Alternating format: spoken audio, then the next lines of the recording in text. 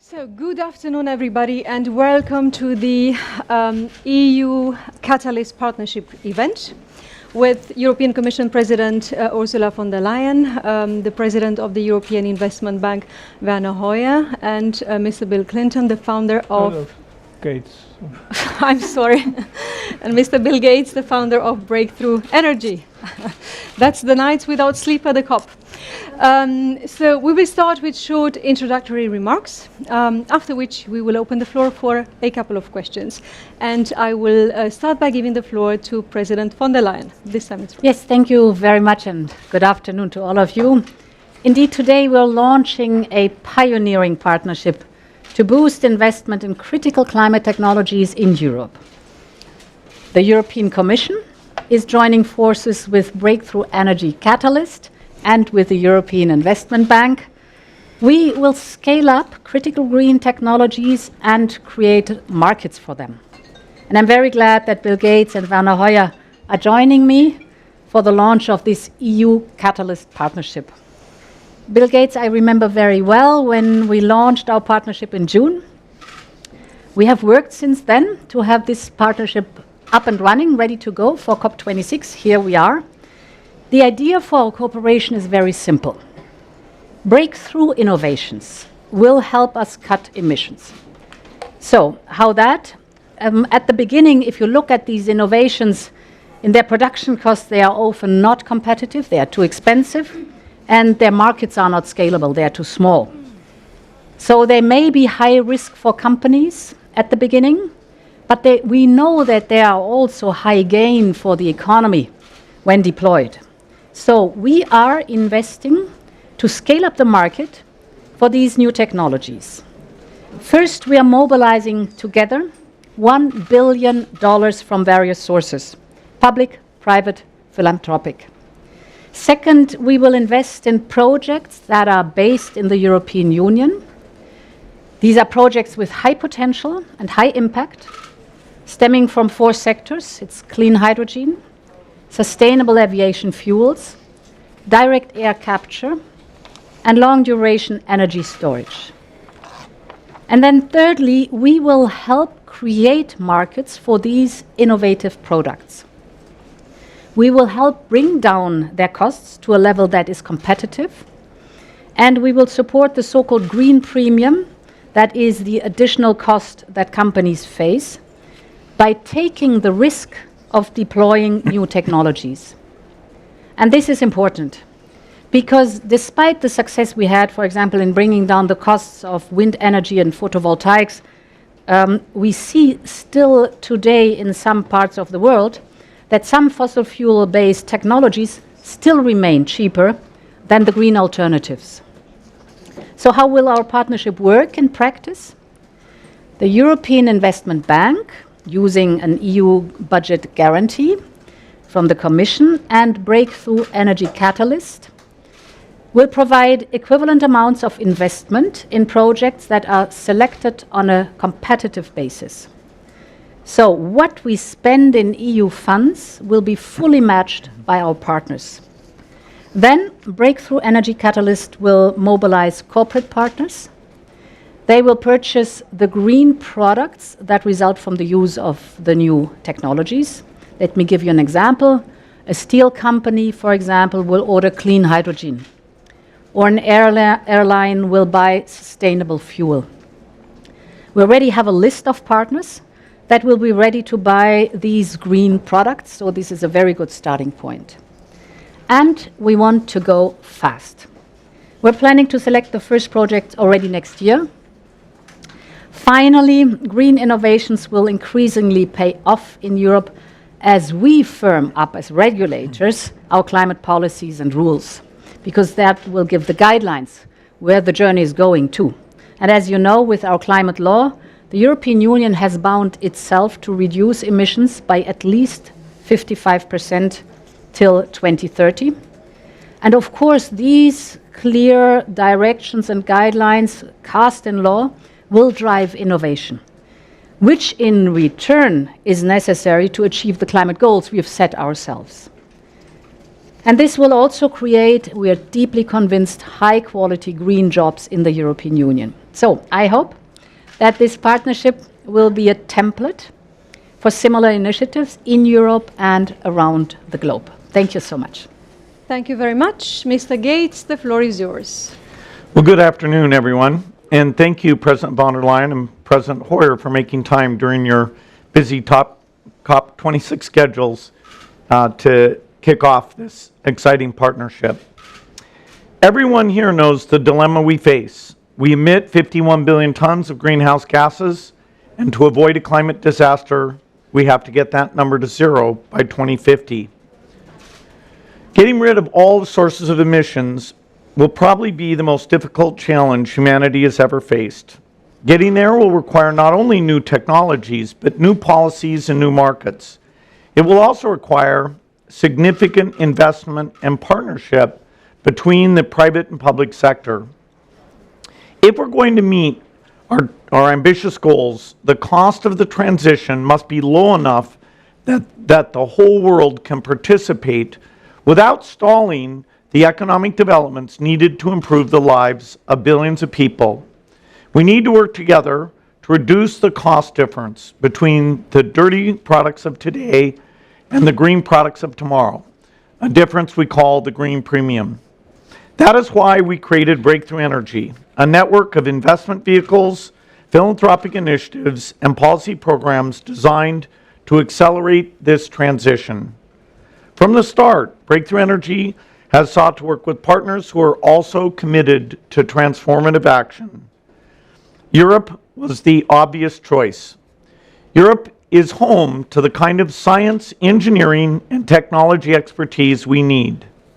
Europe has demonstrated a consistent commitment to climate from the very beginning, and the recent Fit for 55 climate and energy package is a great example of how the region is helping to shape markets and move the world to clean technology. Today marks the start of an exciting collaboration between the European Commission, European Investment Bank, and Breakthrough Energy's Catalyst program.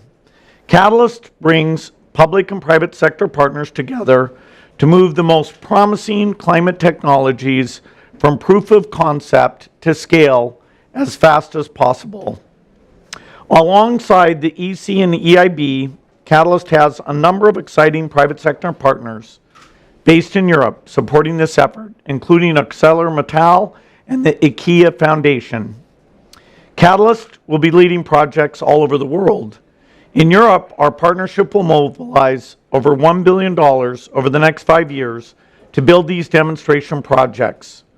Through this partnership, we'll leverage the very best of the private and public sectors. Together, we will build a green industrial revolution, one that stops climate change and puts the world on a continued path to progress. Thank you. Thank you very much, Mr. Gates. And now President Hoyer. Well, ladies and gentlemen, thank you very much for being here. It's a great honor for me to be here and to be with such distinguished partners. We know that to reach net zero and to meet the Paris climate goals, we need a global technological revolution. For this to happen, we need more public and private investments in game-changing innovations and in their global development. And we need to accelerate this process. And we should deploy a little bit more of a can-do approach here and not just dwell on doomsday scenarios when it comes to climate. Yes, we can make a difference together. The partnership we are announcing today with the European Commission and Breakthrough Energy Catalyst is about promoting the technological solutions that will help build a green future for all of us. At the Eubank, we have built the by far largest portfolio of not just climate projects, but also innovation projects of any multilateral development bank. This is also the result of the great support of the European Commission and is a reflection of our bank's priorities. We support investments that are economically promising, but we do not receive commercial finance due to perceived risks. 20 years ago, we were pioneers in providing financial and technical offshore support to offshore wind. When everybody thought this is too expensive, like solar, that at that time was considered to be too expensive as well, and look at energy prices today. What would the energy prices in Europe be today if we would not have solar and wind? We are increasing our efforts in this path. For instance, We financed the first European floating wind farm, innovative battery production lines, and green hydrogen transport infrastructure. The world will not reach net zero by mid-century through a single silver bullet, but through the emergence of a number of innovative solutions that together will make a difference. The EU Catalyst Partnership will help accelerate the adoption of new technologies and solutions, scaling them up, that is very important, opening the path to their mainstreaming and ultimately making them more affordable so they can be deployed around the world. As the EU Climate Bank, we are fully committed to climate action through innovative solutions. We aim to mobilize €1 trillion of green investment by the end of the decade, partnering globally, supporting the adaptation of the most vulnerable, and enabling technologies to grow at scale quickly. We are delighted to engage with our partners in the European Commission and, of course, Breakthrough Energy Catalyst on this journey. And we welcome the continuation of our long-standing cooperation, Bill, and in different spheres where you are active. And we look forward to welcoming more partners and investors along the way. Let me thank Bill Gates, Ursula von der Leyen, and their teams for their leadership and for partnering with the EU Bank in this great initiative. Thank you very much. Thank you very much. I will now invite the three partners to come over here and to sign the partnership for you. So, President. Please. All right, merci. Each of you has a different marker.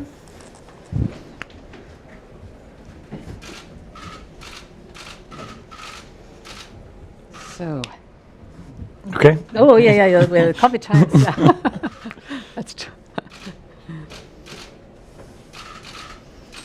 I can read it. That's good. So now we're going to Why show don't you. Show it to the press. Voila. Indeed.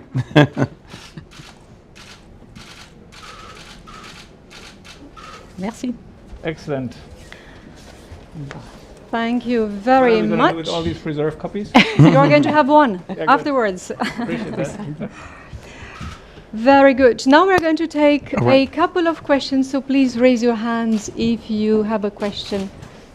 Larissa, please go ahead. I think you will simply need to speak up. We won't. Oh, yes, we have a microphone. Yes. We'll try to disinfect in between during the answers.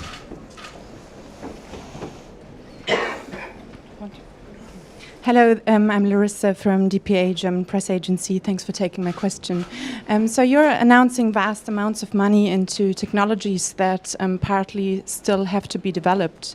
On the other hand, the $100 billion pledge is met 3 years later than promised, and there aren't any concrete financial pledges for loss and damage yet. So wouldn't it be more urgent and make more sense to put more money there first? Thank you. I think we have to do all three things. So, of course, we have to invest as much as possible in innovation and development of breakthrough technologies. Or what we also do, work with the breakthrough technologies that are at the horizon right now and help them to be market feasible. But you're right, it is also on the agenda very prominently here of COP26, the climate finance, the $100 billion that have been promised to the most vulnerable and least developed countries, and this promise has not been kept so far. So I hope that within the next 2 weeks, while negotiating here, we will be able to close the gap so that in 22, for the very first time, the $100 billion will be really paid. And of course, we know already that from 23 on, this will be the case. Just to add to that, the total green premium would be right now about $5 trillion per year. And so unless we reduce the cost of green products, even that $100 billion, which are fair to say we need to push aggressively to achieve that, would only be less than 2% of what it would cost to subsidize these green activities for the developing countries. So the innovation side is going to bear a lot of the burden of making it affordable for the world to do these things. So both in parallel is the right answer. Thank you. Well, let me add one point. it is quite obvious that the SDGs and the climate objectives of Paris will not be achievable with public money only. We need to crowd in the private sector. That goes beyond philanthropy, that goes also into people who want to make a business with it. And that makes it necessary to see the development of these new technologies cannot wait 15 or 20 or 30 years. We have to accelerate the process.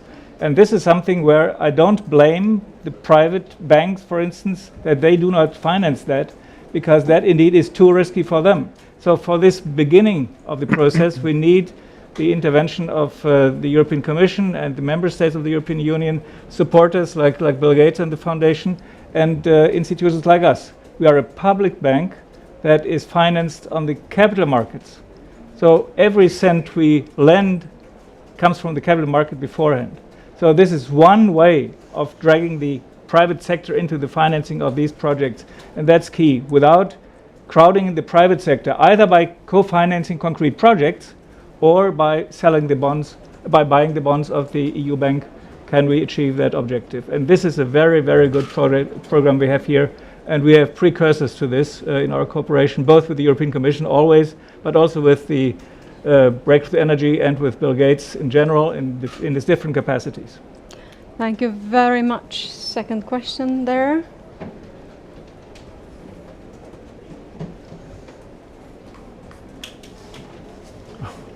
Thank you very much. John Ainger, Bloomberg News. I was just wondering if you could talk a little bit about the ideal candidate to receive some of these funds. Will it be a startup based in Europe? And just secondly, if I may, obviously in Europe at the moment, the nuclear debate is really hotting up at the moment. Could any of these funds theoretically go towards nuclear projects like small nuclear reactors and perhaps green hydrogen? Yeah, this particular project is not focused on nuclear. It's got the 4 areas: direct air capture, long duration storage, sustainable aviation fuel, and the green hydrogen. So it's not in any of the nuclear technologies. And we have a very clear process of selecting the promising projects.